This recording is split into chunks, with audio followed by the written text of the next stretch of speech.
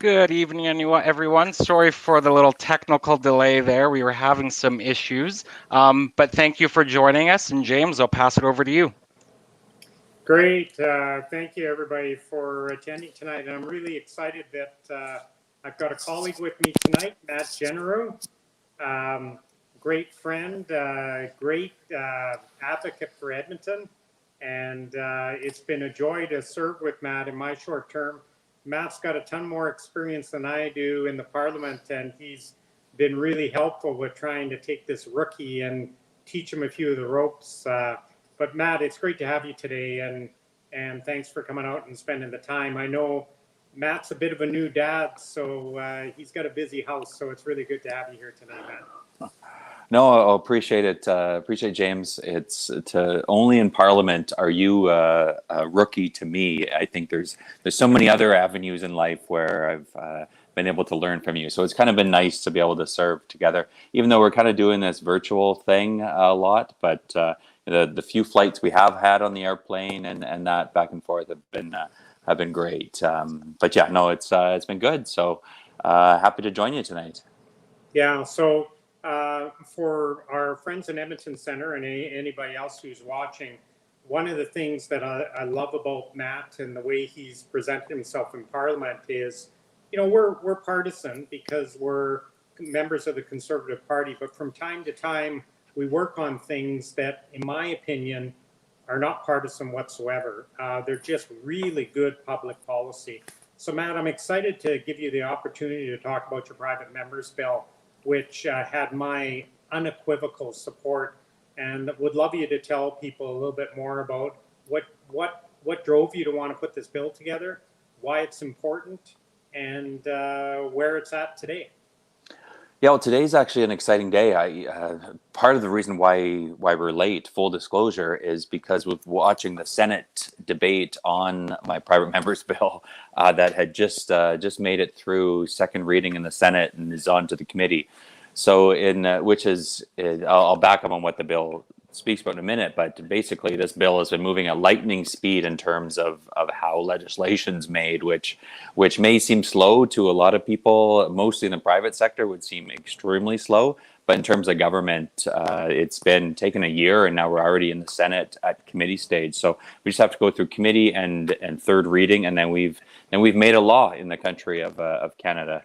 But the bill itself is it extends the bereavement leave of individuals who fall under the Canada Labour Code. So about 18,000 plus employers right now, about 2 million Canadians who fall under the code and who are employed by, if it's postal workers, airlines, transportation, trucking companies, First Nations, and in a lot of communities.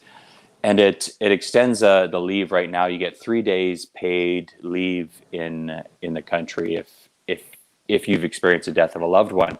So think of someone passing in your family, and your spouse, in some cases a small child. Then you get 3 days where you're allowed to take that time off from work. So we identified a gap there and saying, you know what, this is something we worked on provincially when I was an MLA, and wanted to extend it at the federal level to take that time that's needed. So we're looking to extend it to essentially 2 weeks, 10 days that you get the leave from an employer. So that's the simple. There's some nuances to it, James, as you know, because we debated it at length, and you spoke to it and seconded it and everything. So it's meant a lot personally to have you be there kind of from the beginning on this bill. But it's something that's needed, especially during times of the pandemic right now too. We're seeing more and more of that request for it. Yeah, talk a little bit, Matt, about, I think originally what you wanted to do with it was more caregiver support, and it's become more of a bereavement bill. And what really caught my attention is, and I've been reasonably public about this, is that we've in our lives we've been benefited by caregivers, and quite frankly, Debbie is and to a certain extent me have been caregivers. So understand what that role looks like and the stress that it puts on to the family unit and and the other loved ones that are involved. But it got expanded into more of a bereavement. So talk about that journey and about why when it went to committee that the suggestions were made to make it more expanded. Yeah, and that's a great point. So coming from the provincial bill that we had was solely focused on caregivers, and that was the extending compassionate care leave. So caregivers who were taking care of a loved one could then go and take that extra time that they needed away from work in the final days of their loved one's death. So then we identified that same gap with caregivers at the federal level, saying there's not really that after death piece that they're experiencing that be allowed to take the leave. So when we started exploring it more, you would know this, James, because you had a private members bill too that was successful and got a lot of support, particularly from the Conservative caucus, but got a lot of support in Parliament, where once as you get into the bill, you start finding kind of the stakeholders, the nuances of it all. And what we identified was that our bill just specifically spoke to caregivers, but it didn't include all of those, traumatic deaths, instant deaths, a car accident, for example. If you lose a loved one in a car accident, homicides, the all of the cases of death where you don't really have that time to grieve and take care of a loved one, and suddenly you're met with, you get 3 days basically off to gather all affairs, plan a funeral, go through in a lot of cases, seniors' homes, trying to figure out furniture, whatever it is in the scope of your life. You're basically stuck with this. You got 3 days to deal with it. So that's where we pushed and found that why don't we expand this to everybody, so it includes everybody that falls in the Canada Labour Code. And that's essentially what we did at the amendments at committee, and now it's in the Senate, and that got approved to go to committee at the Senate. So I'll be testifying at the Senate committee, I guess later next week, from what I understand. But yeah, it's exciting to see it get this far. So that's really exciting. And Matt, I'm really excited for you and the idea of you testifying at the Senate on such an important bill. Fantastic. I might see if, depending what COVID says, I'll see if I can be there to support you. Mm-hmm. And do you think that we'll see it back in the House before the end of this session? Yeah, so we're basically up against the clock is the biggest threat. Not that we had unanimous support in the House. It was incredible to see. You kind of watch the vote happen, and you see everybody vote in favor, and it was great. It was exciting. And then we saw one vote against, and it was Marion Monsef from she's the member of Parliament. She's minister. I can't recall what she's minister of right now, but she was member of Parliament for Peterborough, and you know her well. We're good friends. She voted against it, and I thought, oh no, there goes unanimous support for the bill. We already prepared the press release that said unanimous support for the bill.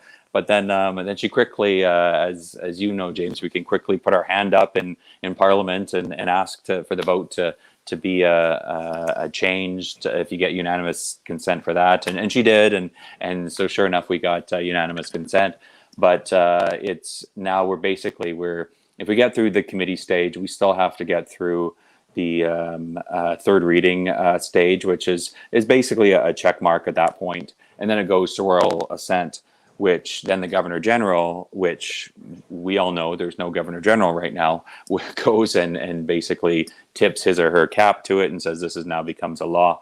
It's all smooth until it's not, and that's essentially what we're operating under now. So if we can get to royal assent here, hopefully by the middle of June, I think we'll be in a good place to make this law in Canada. Yeah, that's fantastic, Matt. I forgot to mention to any of the viewers that are watching today, if you have any questions of Matt or I, put them into the chat line, and we've got Mark working behind the scenes, and he'll make sure that those questions get to us. If there's anything that's on your mind regarding this bill or anything else that we're doing in Parliament, please, it's Ask Anything night, so we're prepared for anything. and I'll make sure that Matt goes under the hot seat as much as possible.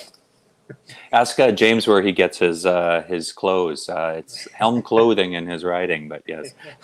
Yeah, and it's a good thing we got Matt supporting Helm Clothing. That's our plug tonight. Local Edmonton business, support small business. We both do it. So Matt, I guess one of the issues would be if, depending on how far you get along, the problem might be if we have an election, because people have to understand that all bills drop off if we dissolve Parliament.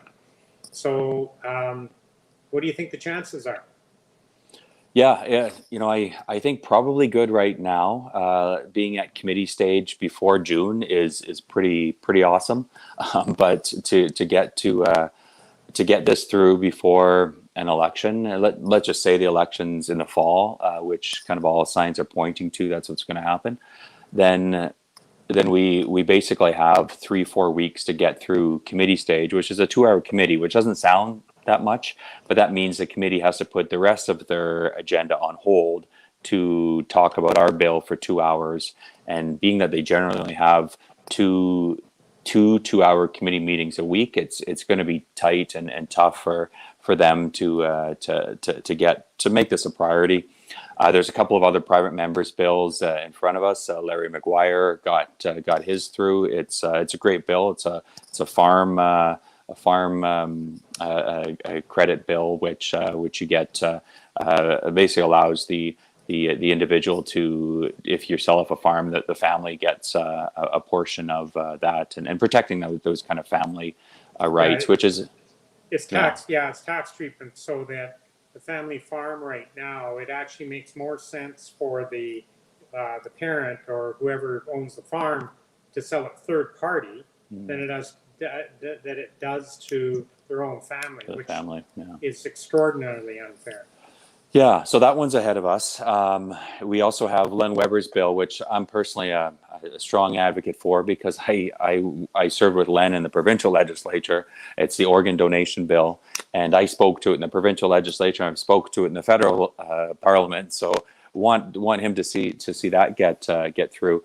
But then we're third in the order. So hopefully we can do it. We have a lot of local support here, a lot of stakeholder support, which we've really been leveraging, which is any aspiring politicians out there. That really is the key to passing any sort of legislation, just getting the stakeholder support to go and do a lot of that work alongside you, because it just really makes your life easier to be able to go and say, you know, the Canadian Cancer Society, the MS Society, the Grief Alliance, you know, the Heart and Stroke Foundation, so many different groups that have been supporting our bill support it, and that means a lot to other parliamentarians to get that passed. So I'd say we probably got about over 50% chance, but don't want to be too confident until we kind of get there. Yeah, and we should talk about our friend Len Weber. He drew number one in the lottery. So what people have to understand is how these private members' bills work. It's kind of like the NHL draft, that there's a bit of a lottery and your number comes up. Doesn't matter how long you've served, where you serve, it's really a random draw, as I understand it. And Len Weber was number one of the draw. I was number 2. And what were you, Matt? I was number 10. Number 10, yeah. So it just shows people that with Matt being number 10, to get it to the stage it's at now, we're coming up on 2 years to try and get a private, which is actually quite quick from what I understand. Would that be true, Matt? Yeah, like lightning speed again. Like I don't know if we passed any private members' bills in the last parliament. None that I can recall, because I know Len was close, but he didn't get his to royal assent. So that's hoping that get that changes this time around. So, I guess maybe a little bit easier in a minority parliament, because they kind of have to play a bit nicer with that. But yeah, just like to put in context, you know, there's 338 names go into this draw. Minus, actually, I shouldn't say 338, minus cabinet and the prime minister and such. So what, the 320, maybe 310 names go into this draw. Last parliament, I drew over 300. So I didn't even get a chance to debate a bill or a motion and at all. So to get a draw where you get to actually pass a law in the country is pretty great. And and I think James, from your bill's perspective, that essentially sets us up, government in waiting, in terms of we hit the ground running, and once we once we win the next election, your bill's there ready for us to go and implement as a law. You've done the work to get it there, so now it's your bill sets us up nice for when we're in when government too. So yeah, they all have roles, and it's kind of nice to be at the point where we've all been at. Yeah, and for the people watching, my private member's bill was the reversal of the tanker ban off the West Coast. And I did not get full party support for it because obviously the Liberals were the ones that put the ban in, and the NDP and the Greens weren't exactly in favor of what we were trying to accomplish. And to me, it was a statement of principle that there was something put in place by the government that was completely unfair against Alberta. Just the way even the tanker ban was written, the type of products, exactly what kind of products can be shipped, and it was clear that it was targeted against Alberta. So for me, it was to make a statement to stand up for Alberta. I knew, you pretty well know it's not going to pass, but it was important for us to understand that some of us are still fighting for the economy in Alberta, and the things are important for Alberta. So not disappointed that I went forward with it, because I think it's something, where 100,000 oil workers laid off. I have a huge empathy, because these are jobs, these are people, they have families, and there was an opportunity for us to gain market share and displace some of the bad players out there. But unfortunately, you're right, Matt, if we can change government, hopefully it's got a shot. It also laid down markers too, right, James? Like it showed Canadians where parties sit in terms of that legislation. Sure, there was a majority parliament in the last parliament, so the NDP didn't really have to choose a side on it. But when they go and we have now Edmonton Strathcona has an elected NDP MP who went and voted against your bill, then it's that shows a lot that particular party isn't. It doesn't support pipelines and doesn't support those workers, essentially. Yeah, and she actually, on one of the local shows, it said it was a waste of a private member's bill. Now, I think Heather's trying to do what she needs to do, and respect her as a parliamentarian. But to suggest that something was so important to Alberta is a waste, I thought was a little offside. But that's a little bit of history. So, Matt, we're into finally we saw a budget. Took 2 years to get one. The argument was that COVID got in the way of a budget. I don't think COVID got in the way of every homeowner out there that had to figure out a budget, but we have one now. Give folks your thoughts on what we received after 2 years. Well, technically, we still don't have one because the Budget Implementation Act is still going through the process. So I think BIA 1 is now through. We're working on BIA 2 anyway, which you can go and you can pass a budget, words only essentially, but the actual implementation of it and basically the details and the meat of it comes in a second wave, almost second and third wave in this case, where you now have to implement the budget. So we're not technically there yet, which this has been a government now for, going on almost 2 years. We'll be here in October, and still this is as far as they got. It's been particularly frustrating. I don't, James, one of your favorite words in Parliament is nothing burger. I haven't used that in Parliament yet. I'll leave that for you, but I think that it was kind of, I don't know if you felt this, it just kind of came and went, like it kind of crashed, and we're like, okay, well, there's not really a ton here, like the same old, massive amounts of spending and massive amounts of freebies here and there, but not really any kind of plan to get back to balance, and then even some of the freebies you have to look at, like what was the thing that came into force today is a $5,000 energy retrofit. Like, I don't know the last time that the Prime Minister went and retrofitted something in his house, but $5,000 doesn't get you very far, especially when you're now engaging the consultants, the contractors, and everything else on it. It's it probably gets somebody in the door at this point in time. So there's a lot in terms of this budget that just seems to have fallen flat. And it's kind of funny, you don't really even hear much about it. Like, you hear about the borders, you hear about the vaccines, but you really don't hear a ton about the budget, which I think is probably a reflection on that they didn't quite get this right, or honestly didn't put in a lot of the homework to get it right. Yeah, so we heard from the parliamentary budget officer today, who, for the people on the call, this is an independent body that takes a look at a variety of different things in Parliament. And I listened to his remarks today and at a briefing that he put on.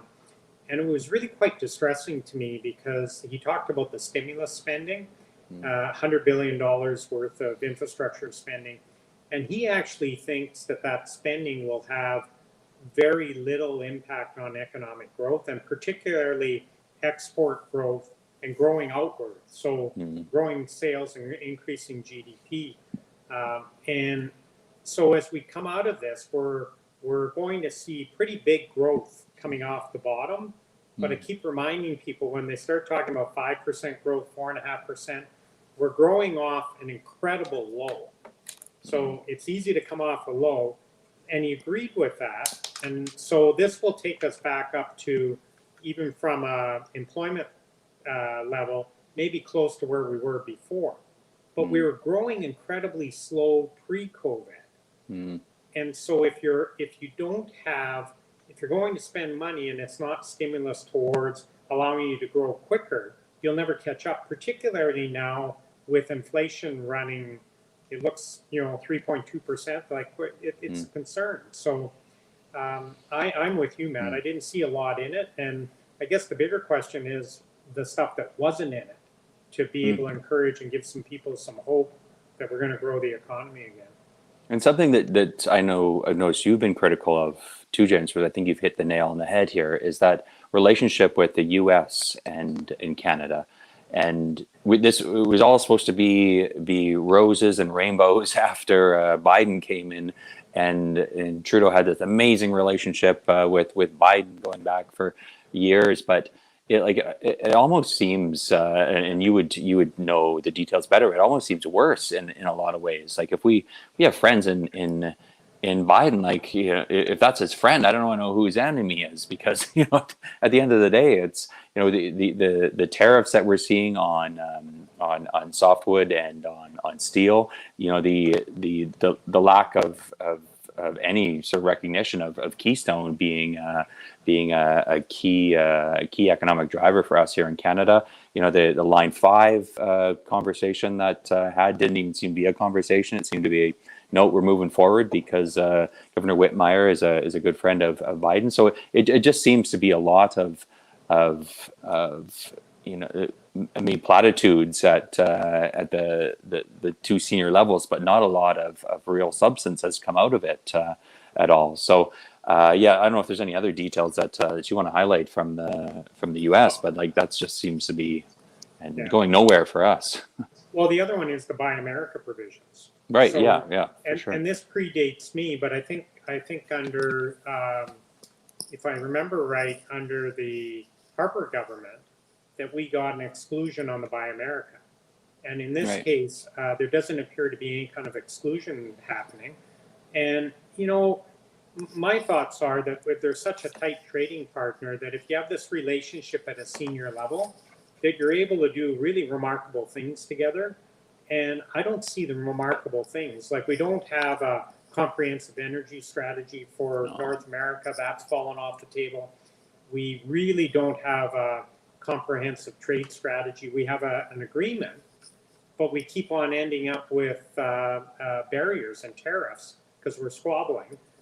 So to me, the opportunity for us as two great democracies to be able to really gain global market share is extraordinary. But no, we end up, fighting against each other. And when Canada and America have worked well together, we've really done some pretty remarkable things. And then even throw on top of that the Canada and UK's trade relationship. Like, if there's any minister right now, honestly, that should step aside, it's probably our trade minister, because there's a trade deficit with like, why is there a trade deficit with Canadian beef and in the UK? Like, that makes zero sense. What there's within the EU, like we just seem to have hit barriers in terms of, I don't know, being played over and over and over again. And again, it plays into our closest trading partner and supposed to be closest ally in the U.S. And it just hasn't seemed to come to any sort of economic fruition for us in Canada. Yeah, I looked at actually their energy imports, and unfortunately, we have a hard time getting to market because we don't have market access. But I'll leave there for a minute. But here's a great democracy, great partner, and a great relationship that we have with the UK. And number one imports for them are from Norway, and number two are from Russia. Wow. And I'm just going, No. if we have what they need, how do we get it to them? Well, you and I both sit on the Canada-UK Parliamentary Friendship Group too, which is for those wondering, there's a lot of these different groups that basically talk to. In Canada, we have the Canada-UK Parliamentary Friendship Group. In the UK, they have the UK-Canada Parliamentary Friendship Group, and we connect, or we have the opportunity to connect with our colleagues across the Atlantic more frequently. So the talking through some of the colleagues over there, which is arguably a conservative government, they've gone and appointed a new ambassador, and the new ambassador they've appointed is Ralph Goodale, who in my opinion, I served with him in the last parliament. Couldn't have been one of the more partisan guys.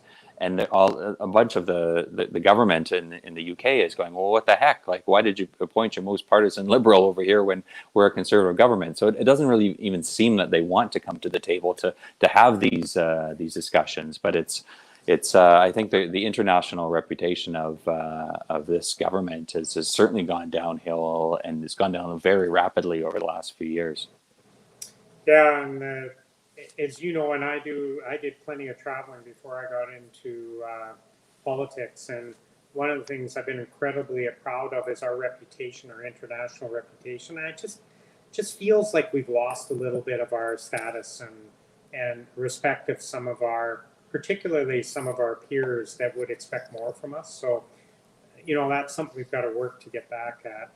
So, Matt, I do have a question that was submitted by someone. Mark just texted me. And a constituent wants to know, so what was it like serving on the health committee when COVID hit?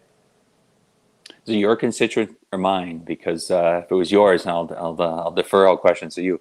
But no, it's I was the health critic when COVID hit, and served on the health committee, and so the first virtual committee, if you will, operated by audio only, which was certainly a struggle. That would have been, I guess, back in maybe April of 2020, and there was translation issues. I remember getting really angry at the chair and saying, "Mr. Chair, we should have been able to figure this out before we got on the call." But my rant was disconnected because of some audio issues anyway, so it didn't even really come through. But which was probably a good thing. But it was, I remember when it was presented to me by then leader Andrew Scheer. He said, "Hey, do you want to take on the health file? We've had one of our colleagues go and run for the leadership, and we need somebody there." And I said, "Hey, this is great." And he's like, "Yeah, it's kind of a sleepy health file, so we'll kind of see what happens." And I'm like, "Oh, okay, cool." And then that was, I think, December of 2019, and then suddenly in I guess February, March. We're now in the middle of a pandemic, so it took off pretty fast. But I got to know Minister Haidu and Theresa Tam very well, because we're calling them before committee almost every day, it felt like, and it was I'd say it was a lot of like we were frustrated that they weren't doing anything with the borders. We were frustrated that they weren't even have testing on their minds at the time, And I honestly think it, and I'm looking forward to the date I testify before our Royal Commission report on this. But I think basically at the time it was very much a running around trying to figure out which different moving parts go where, and how the government, what the role of government have, what the role of government doesn't have. And by default, it was always thrown back at us. I remember one of the first questions asked was, are you considering closing the borders to China? Because we're seeing a whole heck of a lot of flights coming in from China right now. And there's this, at the time, the coronavirus flu was, I think, the question. And I remember being called a racist for even bringing up the fact that I think to close the flights to China. So anyway, it was a very interesting, but also very fast-moving time, and it's certainly a time won't ever forget. But yeah, there's a lot of errors I feel this government's made over the course of the last year plus, and which I personally believe could have been prevented. And I think it'll all come out at some point, whether they're in government or not. It'll be, I suspect a Royal Commission report will come out, and it'll highlight a lot of those errors, and we'll all look back on that and reflect on how we can do better if there's ever another pandemic that we face. Yeah, if I remember right, Matt, you raised this in the House well in advance. January of 2020. Yeah, so we just come back. Yeah, so we just had a discussion around PPE and how PPE was acquired, and the reality of that the WHO they said that there was a PPE crisis in March. And I did a quick little thing on CTV, and I said, and they said, well, this is all government's fault. And I go, whoa, hold it a minute here. That it was brought to the government's attention that there's a pandemic risk, high risk, in January, and you brought it to the House, and you made them aware of it. And it wasn't until March we started to do bulk procurement for PPE. So a lot of people talk about when the WHO said there'll be a shortage of PPE, and then 10 days later, they started to do bulk procurement. But the reality was, in January, someone put the red flag up. So it'd be like in business, someone tells you that, listen, we're expecting a massively cold winter in construction, but you don't buy any tarps. Yeah. It's kind of, sounds a little backwards to me, Matt. Yeah, and well, full disclosure, you and I talk a lot, but you and I talked a very lot during that time. And I think one of the examples you used to me at the time was, this is like, construction. Why aren't they doing this? Why aren't they preparing for this? And I was like, yeah, like it blows my mind that they're not. I remember it was one of the first questions asked was, where's the stockpiles, not just on PPE, but where's the stockpiles on antivirals too, which is basically a buffer between getting between a vaccine comes and whatnot.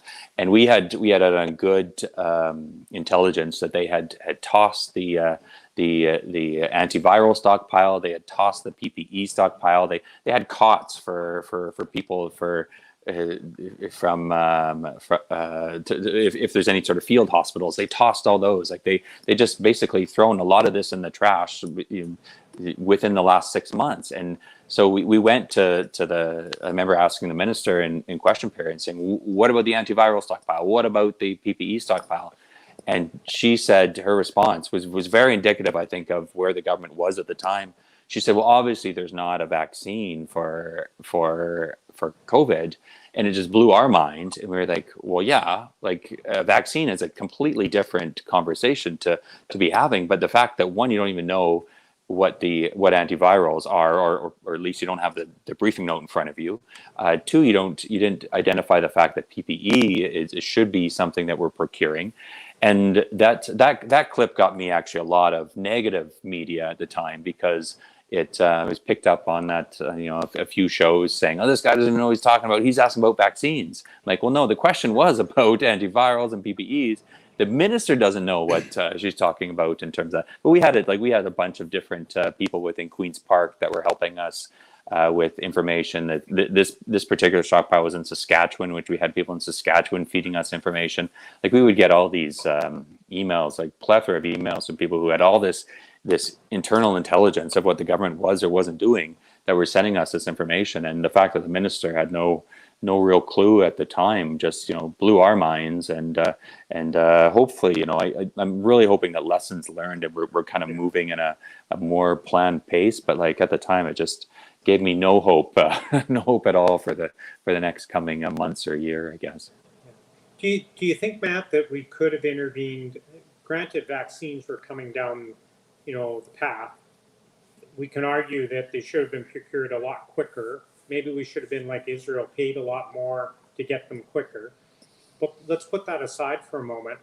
Would a better testing around strategy and risk, or around better strategy around testing and risk management, likely prevented some of the large-scale shutdowns that we've had? And I know that's hindsight, but you were living it at that time, and it just, my gut tells me, if you know that who the vulnerable population is, and you know that there's testing available, there should have been a way to deal with the risk.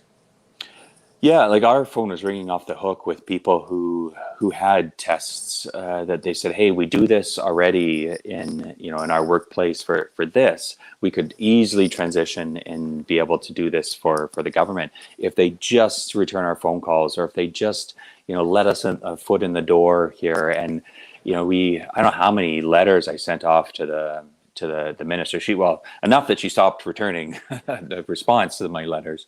But certainly, like it was, and we had direct contacts in the minister's office. Like she was good in that front. She said, "Here's a person. I might have been two people that you can talk to. That hopefully get you answers right away." But they stopped returning our phone calls after a while too, because we're just so many people saying, "Hey, like we can help in this. We have this technology, or we have this skill set, and we want to be able to put it to use for the rest of Canada."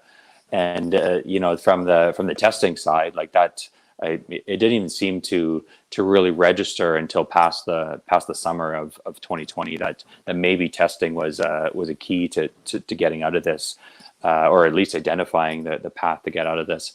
But then the vaccine piece, though, like that's a story that I think will really come out in this eventual Royal Commission report, because I think the Prime Minister was faced, honestly, with two choices. He could have went with a lot of the international, his international counterparts. We were hearing France and Germany and UK were all lining up in terms of basically building that alliance and saying, hey, we're going to, when we procure vaccines, we're going to procure it together. We're going to come and basically have this united approach and one, reduce costs, sure, but mostly that it's kind of fair and equitable across the world. The Prime Minister, I honestly feel he was faced with that choice to go and join them, but he decided to go with that CanSino agreement and went with that Canada-China in partnership with them. And I honestly thought he and this is what I've learned from being 6 years in Parliament now,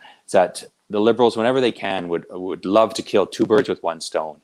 So I think they honestly thought, if we go with this CanSino agreement, we can probably get on a good path, a strong path to be able to negotiate to get the two Michaels back and whatnot. But then we found out within a couple of weeks, I think it was, that the CanSino agreement was nothing, and that they were now trying to play catch up. So we had one witness before our health committee, when asked them directly, said, is Canada in the room in terms of negotiating some of these with the Pfizers, the AstraZenecas, the Modernas? And they basically laughed at me and said, in the room, it said, like, they're not even outside the door knocking on the doors. Like they're just in no man's land right now, Canada, trying to figure out how to get vaccines, whereas all these other countries are already down this path. So that's honestly my personal opinion on where this really went off the rails with the vaccines. And I think, again, a lot of that will come out in hindsight. But I just feel like you see rest of the countries, and we could be right now in those positions of opening up, but we're still going through our different phases. Yeah, and we've seen from the I agree with you. We need a Royal Commission because the potential then is we can make sure we're better prepared, and that's a real concern. And the AG has already weighed in, particularly around PPE, that we're ill prepared. Stockpiles weren't ready. Inventory management was disgraceful. So, but even above that, like I think, honestly, James, there's more role of cabinet to be aware of this, because like what we learned very early on, that Minister Haidu, from what she knows now, is I imagine light years from what she knew back at the time, which is fair, but it's also, why wasn't she briefed that there was a pandemic coming? Like the reason I was named health critic, from what I understand, was I put out an innocuous tweet in December saying, wow, this Wuhan, in Wuhan, China, we're seeing this coronavirus kind of make waves. I wonder what's going to come of it. And then, oh well, Matt seems to be on this this coronavirus thing. But like the fact that the government just really wasn't prepared for any sort of pandemic, even though we'd gone through SARS and H1N1. There, in my personal opinion, there should be, we brief cabinet on any sort of military sort of threat that we face, but why aren't we briefing cabinet on any sort of health threat that we face? So why aren't we expanding that? So I think having that built into kind of, if it's an update from some deputy minister somewhere that says, hey, oh, by the way, we're at situation neutral today, or situation yellow, or whatever it is, we've built in that system, so we know when it's coming, and we can be prepared for it. Yeah. So Mark, have we got a couple questions? Yeah, so we got one here. This is on the recent announcement of the Liberals closing the border for people to go get their shots. So border cities like Detroit have offered to share thousands of vaccines with Canadians. Why would the Liberals block Canadians' access to surplus vaccines in the U.S.? James, I'll let you start off with that one. Did you catch that, Matt? Yeah. But I think he said you're starting off with it, so yeah. It's a hard thing to answer, whoever asked the question, that it just makes no sense to me. And it's not just cities like Detroit, but we had an issue, I think, just outside of Alberta, where we had the potential for some shared vaccines, and that got shut down. So I think my view of this is, and it comes back to an earlier discussion that we had about our relationship with our friends to the south. If you really look at this thing on that, we have a major trading partner, and we have a border that is integral to both of our successes. Surely it would be important for our leaders to be able to get together and say, listen, we need a North American strategy on the border incoming, and we need a North American strategy on vaccines, on testing, because the quicker that the North American economy recovers, the better for both countries. And that's where I think, I just, for the life of me, don't understand why there isn't an integrated strategy. And to Matt's point earlier on something like defense, I can assure you that if there was a risk, a high security risk when it comes to national defense, that collectively we would be talking about it. And to me, this is no different. We should be, there should have been a strategy around that. I don't know, what do you think, Matt? Yeah, I don't know about your office, James, but I think this probably is one of the most common or regular or emails we get in our office, just saying, why can't, I've been told I can't get my vaccine for a certain period of time, or there's a shortage, and we're hearing AstraZeneca or Moderna right now. There's a shortage in those vaccines. Why can't I go and help out my country by going to Detroit or going to the First Nation south of us here across the border in Alberta? And it's to shut down those just seems, I don't know, like illogical and right.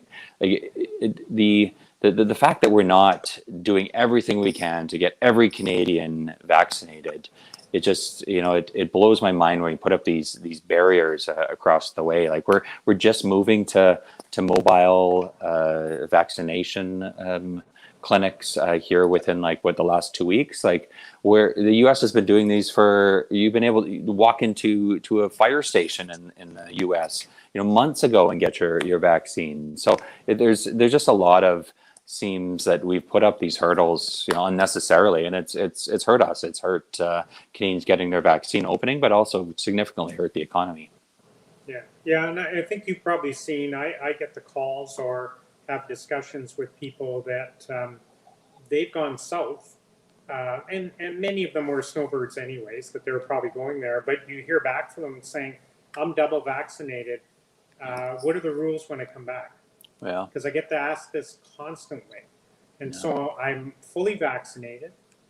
So what are the rules? And I'm saying, well, the rules are the rules. Like you're going to be in quarantine. And they're wondering, well, why isn't there some, will it be like this forever? And I can't answer most of those questions because it's been inconsistent, the messaging. And take it from me, who has one shot of AstraZeneca, and I have no idea when my second shot's going to be. And I see why the public's frustrated, because it's an inconsistent message. Yeah, and the one example I'll share from my constituency, we had a mom with her two daughters who were they go to school in the United States, and they've been living down there throughout the pandemic. Their grandma passed away, and they wanted to come up to attend basically a small little 3-4 person internment, just to kind of say goodbye to their grandma in a cemetery field.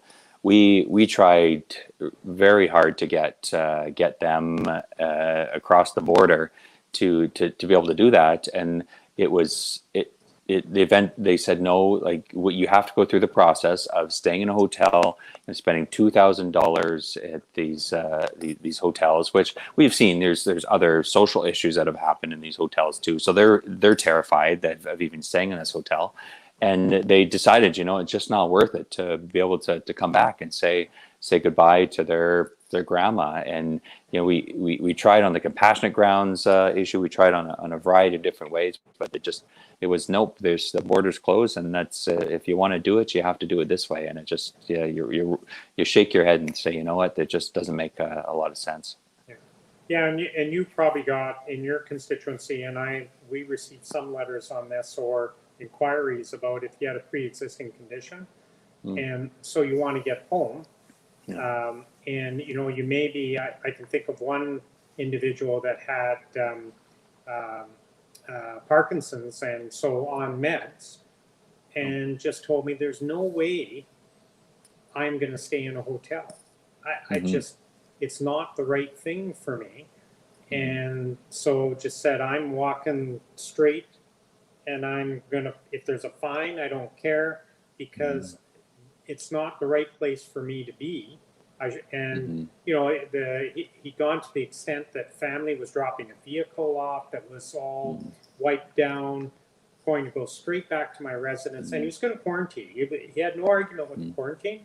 He's going to quarantine at home because he says that's where I feel safest. And how do you argue with that?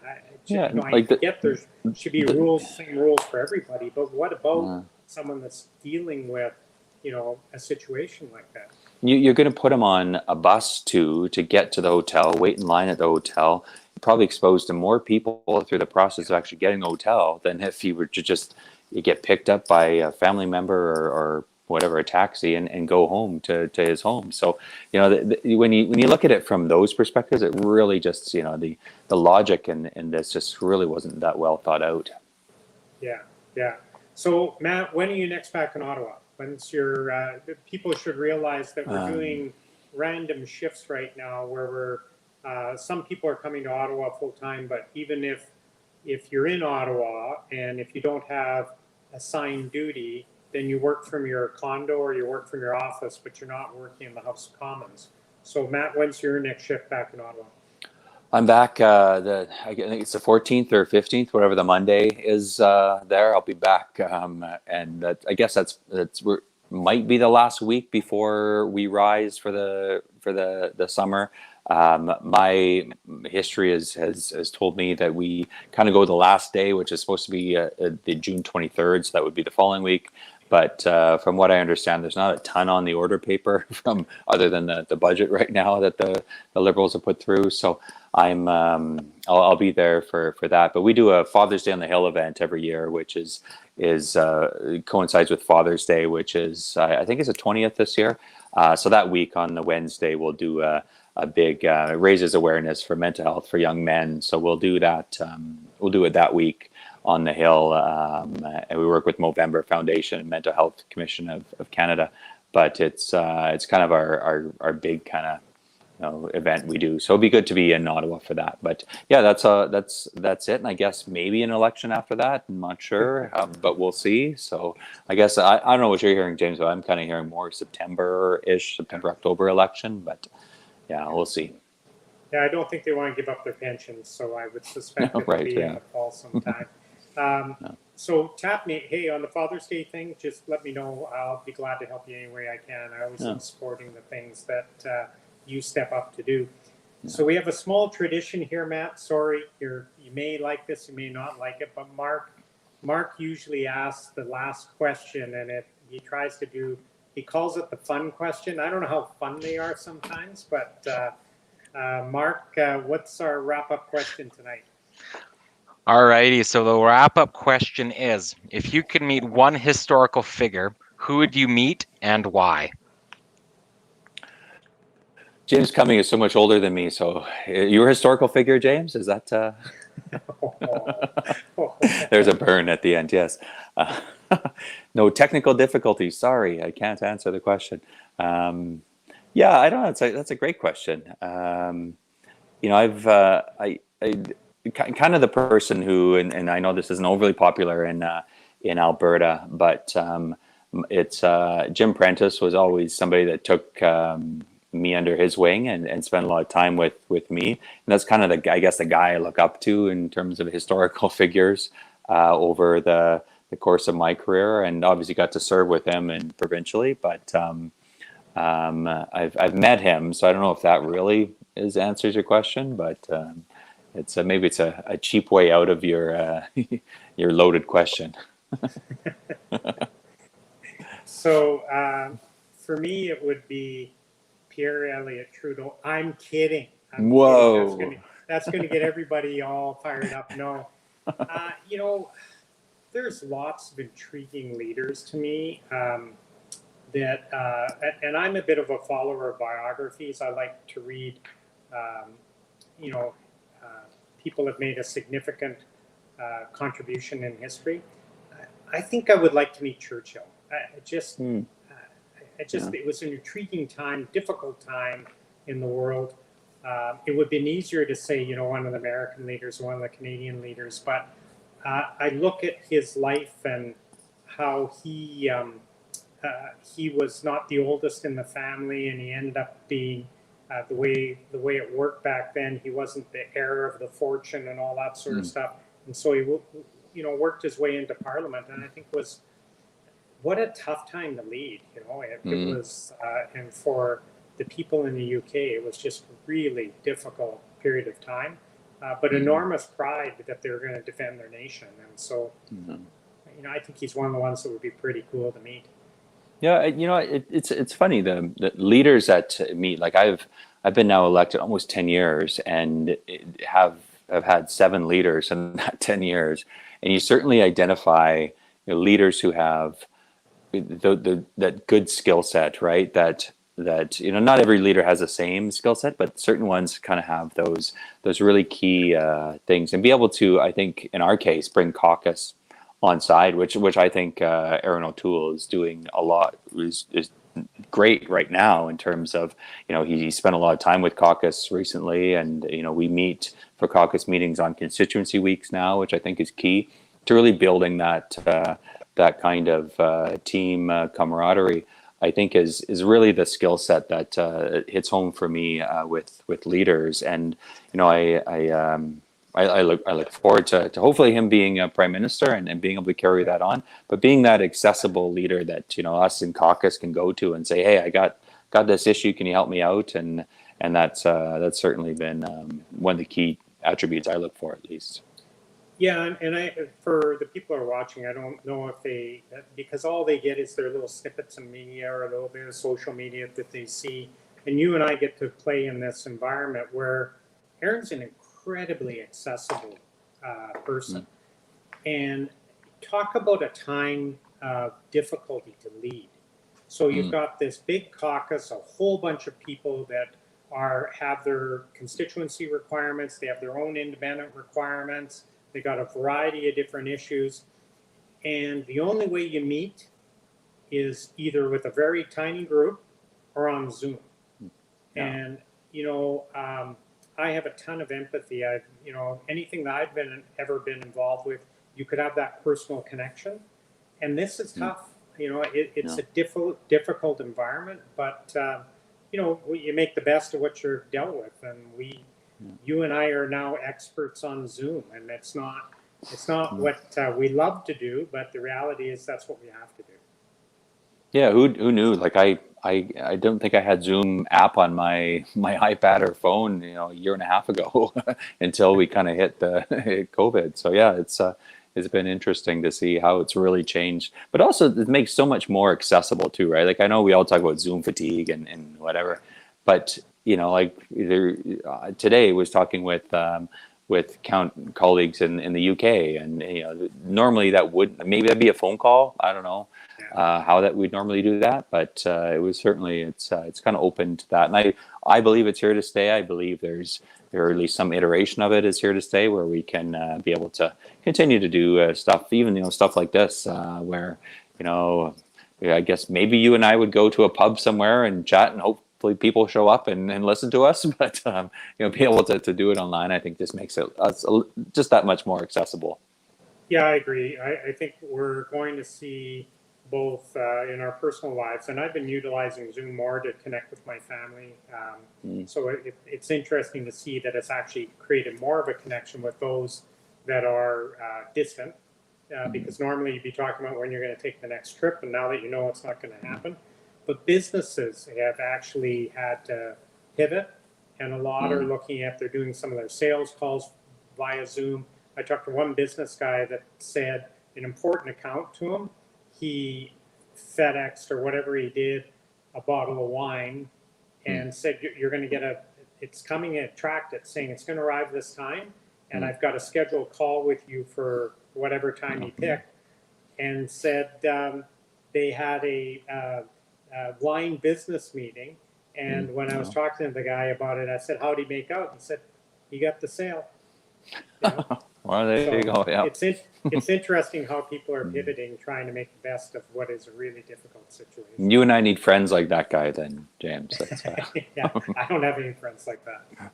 Listen, Matt, great fun to have you on. Thank you so much. I look forward to seeing you in Ottawa, or when we can actually connect in Edmonton. And all the best to the family tonight, and we'll see you soon. Thanks for participating. You as well, and thanks, Mark, for having this all put together. Appreciate it. All right, great. Thanks, Matt.